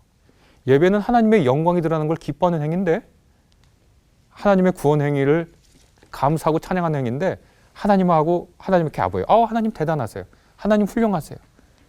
아부하는 거죠. 왜냐하면 그 힘을 이용해야 되니까요. 마지막으로 어떨 때는 하나님을 협박합니다. 기도는 하나님 앞에서 나를 비우는 행위인데 금식 기도를 통해서 하나님을 협박해요. 이렇게 안 하면 난 금식 기도할 거예요. 이렇게 내가 새벽 기도를 40일이나 했는데 하나님이 이걸 안 들어준다고요? 하나님을 협박하려고 하죠. 이 하나님을 투자의 대상으로 보고 하나님과 거래하고 하나님께 아부하고 또 하나님을 위협하려고 하는 것은 이것은 하나로 말하면 하나님을 모독하는 행위거든요. 쉽게 생각하면 됩니다. 누군가 나랑 관계가 있는 사람인데 나를 즐기려고 하고 내 뜻을 알려고 하고 나와 더불어 살아가려고 하는 사람은 친구가 돼요. 그래서 친구로서 같이 살아요. 그런데 어떤 사람이 나를 바라보는데 어떤 눈으로 바라보냐면 나를 투자의 대상으로 생각해요. 그리고 나랑 거래하려고 그래요. 그리고 나한테 아부해요. 그리고 나를 어떨 땐 협박해요. 이렇게까지 했는데 네가 이럴 수가 있냐. 그러면 저는 그 사람을 좋아할까요? 그 사람을 볼 때 제 시선이 뭘까요? 쟤는 나를 투자의 대상, 거래 대상, 아부하면 속일 수 있는 대상, 나를 위협할 수 있는 대상으로 나를 생각하는 거잖아요. 그 사람이 나를. 그러면 나는 그 사람을 생각할 때 나를 모독하고 있다고, 내 인격을 폄훼하고 있다고 간주할 겁니다. 인간 사이도 그런데 하나님을 향해서 거래하고 투자하고 협박하고 아부하려고 하는 거, 이것은 그리스도교의 신앙이 아니라 주술적 상태라고 얘기할 수 있습니다. 그래서 저는 가끔 그렇게 얘기합니다. 하나님 바보 아니라고. 인간도 바보가 아닌 사람은 자기에게 감사하는 건지 아부하는 건지 구분할 수 있습니다. 인간도 바보가 아니라면 자기에게 거래하고 투자하는 건지 아니면 진심으로 나와 함께 더불어 살려고 자기의 자원을 내놓는지 구분할 수 있습니다. 인간이 바보가 아니라면 어떤 사람이 나에게 간청하고 같이 공동의 목표를 위해서 일하자고 얘기하는지 아니면 협박하는지 구분해낼 수 있습니다. 그래서 신앙은 하나님께 감사하고 찬양하고 그분을 즐기려 하는 것이고, 그를 통해서 나의 성숙과 해방을 이루어서 하나님의 영광이 드러나는 기쁨의 삶을 살려고 하는 것이고, 주술은 하나님의 힘을 이용해서 나의 이득과 나의 이기심을 확장하려고 합니다. 그 사이에서 거래하고 투자하고 협박하고 아부하는 것이 주술이다, 이렇게 얘기할 수 있겠습니다. 신앙인들이 하는 것은 그래서 기도고, 주술적 사고를 가지고 있는 사람들이 하는 것은 주문입니다. 주님께서 가르쳐 주신 기도는 주기도문인데, 주술적 사고를 가진 사람들은 그것을 주문으로 바꿀 수가 있다, 이렇게 얘기할 수 있습니다. 표적은 필요한 것이지만 그것이 우리 신앙을 오히려 타락시킬 수 있죠. 그래서 니고데모가 예수께 와서 표적에 근거한 신앙을 고백하니까 예수께서 그 고백을 전혀 못 들은 채 하시고, 표적에 근거한 주술적 신앙이 아니라, 주술적 믿음이 아니라 하나님으로부터 난 참된 신앙을 얘기하고 있습니다. 위로부터 나야 신앙의 본 모습을 갖게 된다고. 하나님 나라를 보는 것이 신앙의 목표라고. 하나님 나라를 본다는 건 뭐냐? 하나님이 이 세상을 통치하시고 이 세상을 사랑하시고 하나님의 뜻을 펼치시고, 그래서 우리가 하나님과 더불어 기뻐해야 되고 하나님의 영광을 보고 감격해야 되고 그분을 즐기면서 사는 그 신앙을 가져야 한다고 말씀하고 있습니다. 그렇게 예수께서는 표적에 근거한 주술적 신앙의 형태를 경고하시고, 참된 신앙의 형태, 곧 위로부터 오는 하나님의 영광에 주목하는 신앙을 니고데모에게 밝히 또 강조해서 말씀하고 있습니다. 우리도 간구하는 기도를 하고요. 다른 사람을 위한 것보다는 내 병이 낫거나 내가 취직을 하거나 내가 이번에 시험을 잘 보거나 하나님의 도움을 구하는 건데, 그런 건 좀 주술적인가요? 만약에 제 딸이나 제 아들이 저한테 와서 뭘 주세요, 뭘 좀 해주세요 라고 얘기하는 거랑, 저랑 아무런 관계가 없는 사람이 저한테 와서 뭘 좀 주세요 라고 얘기하는 거랑 얘기가 좀 다르죠. 친구가 와서 어려운 일을 함께 하자고 하는 얘기하고, 또 친구가 전혀 아닌 사람, 낯선 사람이 와서 저한테 뭘 좀 어려운 일을 함께 하자는 거랑 얘기가 다르죠. 네. 우리가 하나님께 그럼 구하는 기도를 할 수 없느냐? 구하는 기도 할 수 있죠. 왜냐하면 우리는 연약하니까 하나님께서 우리에게 복 주시기를 기도하고, 또 우리에게 건강을 주시기를 기도하고, 또 우리의 앞에 놓인 여러 어려움과 걱정들을 없이 해달라고 기도할 수 있죠. 기도할 수 있습니다. 그런데 그 기도가, 자기의 신앙이 어떤 상태에서 기도를 하는 것인가, 그 아주 구분점이 크죠. 예. 주술적 기도는 하나님을 보고 싶은 게 아니에요. 하나님의 영광이 드러나는 걸 보고 싶은 게 아니라 그 옹색한 나의 편안함을 바라는 거거든요. 근데 신앙인들의 기도는 그게 아니잖아요. 늘 신앙인들은 헌신의 자세, 봉사의 자세, 또 뭐라 그럴까요? 성숙의 자세, 하나님께까지 자라는 온전함을 추구하는 그 자세 속에서 하나님께 자녀로서 구하는 거죠. 자녀로서 구한다고 하는 것이 중요한 말 같습니다. 자녀는 하나님을 사랑하는 사람들이고, 사랑한다는 것은 그 안에 충분한 관계 형성이 됐다는 거죠. 그래서 자녀로서 구하는 기도를 막는 것이냐, 자녀로서 구하는 기도마저 하지 않는 것이 참된 신앙이냐? 그렇진 않죠. 자녀는 아버지께 구할 수 있으니까요. 그런데 주술적 기도는요, 자녀로서 구하는 게 아니죠. 하나님은 별 관심 없어요. 아주 깊은 내면에서 하나님이 별 중요한 것이 아니라, 하나님은 그저 나를 위한 대단한 자상가거나 아니면 치유자거나 아니면 어떤 힘을 가진 존재죠. 그런 사람, 그런 존재에게 구하는 거하고 자녀로서 구하는 거하고는 차이가 있죠. 그래서 그리스도인들은 자녀로서 구하는 기도를 할 수 있지만, 그것이 주술적 신앙인지 아닌지 스스로 잘 살펴야 한다. 내가 초점이 오로지 나의 확장에만 있는지, 아니면 하나님 나라를 보기를 원하는 그런 자녀로서 구하는 것인지, 그건 구분을 좀 해야 한다. 예수께서 자녀로서 구하는 기도가 얼마나 아름답고 또 가능한 것인지 말씀하셨잖아요. 누가 자녀가 돌을 달라 그러면, 떡을 달라 그러면 독을 주고, 어떤 아버지가 그렇게 자기 자식에게 함부로 하겠느냐. 중요한 건 뭐죠? 자식과 부모 관계를 하나님하고 형성한, 그래서 부모님을 닮으려고 하는 자식이 간구하는 그 기도의 아름다움과 힘에 대해서 예수께서 가르쳐 주신 거죠. 그래서 우리가 그 믿음을 따라 기도합니다. 그런데 자식이 아닌 사람의 기도, 주술적 기도가 되겠죠.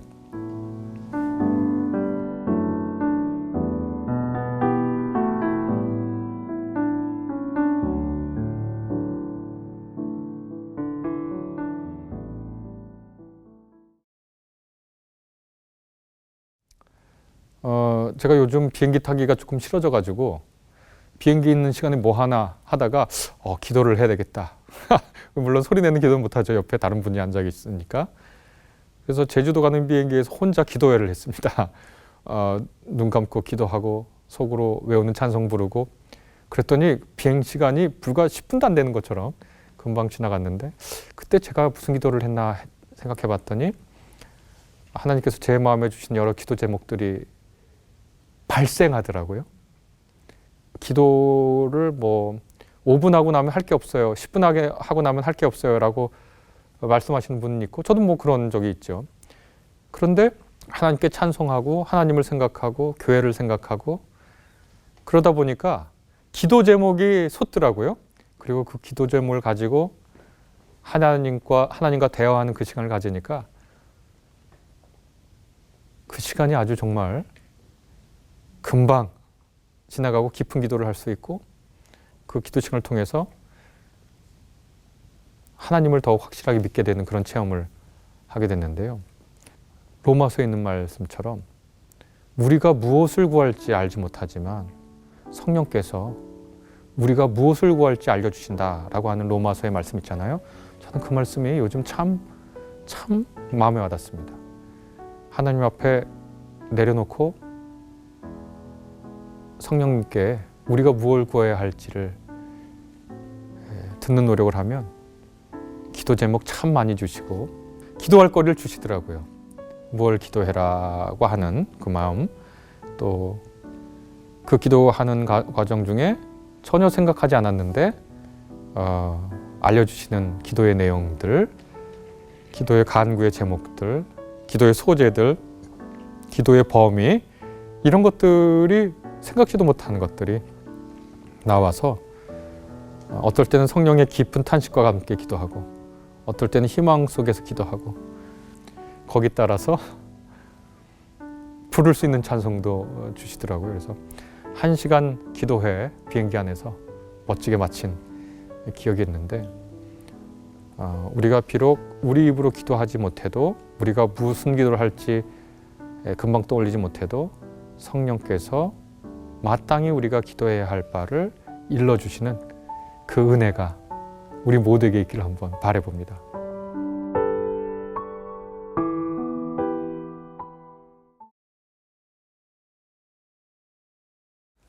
제가 처음에 아침에 드리는 기도를 하려고 했는데 갑자기 창세기의 말씀이 떠올랐습니다. 거기 보면 저녁이 되고 아침이 되니 하루가 지났다 이렇게 돼 있잖아요. 가만히 생각해 보니까 그 말씀 때문에 그런지 유대인들은 저녁을 하루의 시작으로 삼습니다. 저녁이 하루의 시작인 것과 아침이 하루의 시작인 것과는 완전히 달라요. 아침에 눈 뜨면 분주해지고 마음이 급해지고 이것저것 챙길 일이 많고, 어떨 때는 내가 오늘 할 이 미팅, 이 일, 번거로운 것, 마음에 부담을 주는 것, 힘든 것, 귀찮은 것, 피곤한 것들이 막 떠오르죠. 그걸 하루의 시작이라고 부르지 않으신 거예요. 그럼 하루의 시작은 뭐냐?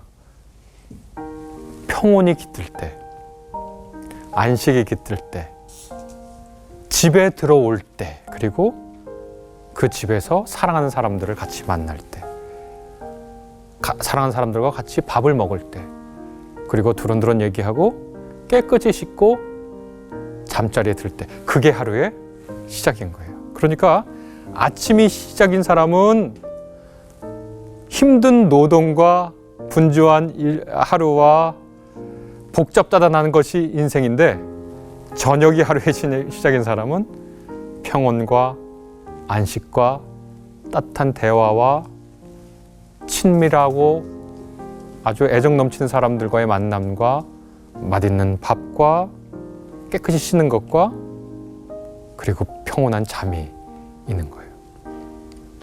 그러니 저도 생각할 때 저녁이 되고 아침이 되니 하루가 됐다. 너무 좋은 거예요.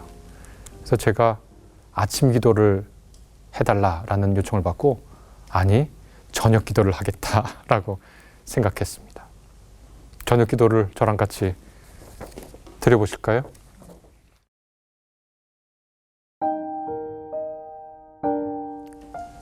뉘엿 넘어가는 노를 주신 하나님 감사합니다.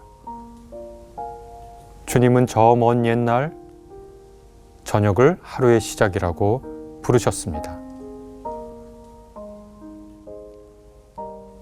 고단한 채 깨어 해야 할 일들을 떠올리며 마음과 몸 모두 분주한 아침이 아니라 하늘의 해도 쉬고 달이 느지막하게 고개를 내미는 시간이 하루의 시작이라고 말씀해 주셨습니다. 주님, 참 좋습니다. 이제 사랑하는 사람들을 볼 수 있습니다. 그들과 같이 밥상에 앉아 주님의 사랑을 헤아려 볼 수 있습니다. 우리 자신과 홀로 마주해 위로하고 격려할 수 있습니다. 어느덧 내 옆에 내 안에 찾아와 주신 하나님 참 감사합니다. 우리의 수고를 기억해 주시고 떨쳐낼 수 없는 걱정도 미루어 주십시오. 우리를 편안히 잠들게 해 주십시오. 주님은 주님이 사랑하는 사람에게 잠든 동안에도 복을 주시는 분이십니다.